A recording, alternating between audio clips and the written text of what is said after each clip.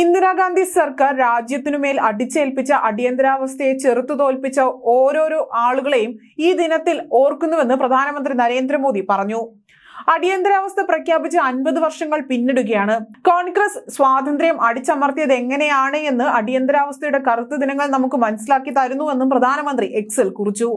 അടിയന്തരാവസ്ഥയെ ചെറുത്തു തോൽപ്പിച്ച എല്ലാ മഹത് വ്യക്തികൾക്കും ശ്രദ്ധാഞ്ജലികൾ അർപ്പിക്കേണ്ട ദിനമാണ് ഇന്ന്. എല്ലാ ഭാരതീയരും ബഹുമാനിക്കുന്ന ഇന്ത്യൻ ഭരണഘടനയെ എപ്രകാരമാണ് അട്ടിമറിച്ച് ജനങ്ങളുടെ സ്വാതന്ത്ര്യം കോൺഗ്രസ് നിഷേധിച്ചെന്ന അടിയന്തരാവസ്ഥയുടെ ഓരോ കറുത്ത ദിനങ്ങളും നമ്മെ ഓർമ്മപ്പെടുത്തുന്നുവെന്നും പ്രധാനമന്ത്രി എക്സിൽ കുറിച്ചു. അധികാരം നിലനിർത്തുന്നതിനായി അടിയന്തരാവസ്ഥ പ്രഖ്യാപിച്ചു. കോൺഗ്രസിനെ എതിർക്കുന്നവരെ ജയിലിലാക്കുകയും ഉപദ്രവിച്ചും ഇന്ദിരാ സർക്കാർ ജനങ്ങളെ ദ്രോഹിച്ചു.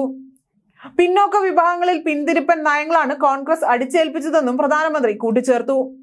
അടിയന്തരാവസ്ഥ പ്രഖ്യാപിച്ചവരാണ് ഇപ്പോൾ ഭരണഘടനയോടുള്ള കപട സ്നേഹം പുറത്തു കാണിക്കുന്നതെന്ന്.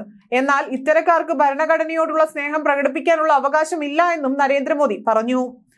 മാധ്യമ സ്വാതന്ത്ര്യം ഇല്ലാതാക്കാനും നശിപ്പിക്കാൻ ശ്രമിച്ചതും കോൺഗ്രസ് തന്നെയാണ്. ഇന്ത്യയിലെ ജനങ്ങൾക്ക് കോൺഗ്രസിന്റെ കപടമുഖങ്ങൾ മനസ്സിലായിരിക്കുന്നു. അതുകൊണ്ടാണ് ജനങ്ങൾ വീണ്ടും കോൺഗ്രസിനെ തള്ളിക്കളഞ്ഞതെന്നും പ്രധാനമന്ത്രി വ്യക്തമാക്കി. 1975 ജൂൺ 25, 26 രാത്രിയാണ് ഇന്ദിരാ സർക്കാർ അടിയന്തരാവസ്ഥ ഏർപ്പെടുത്തിയത്. രാജ്യത്ത് ഏർപ്പെടുത്തിയ 3ാമത്തെ അടിയന്തരാവസ്ഥയായിരുന്നു അത്. പിന്നീട് 1977 മാർച്ച് 21 അത് പിൻവലിച്ചത്.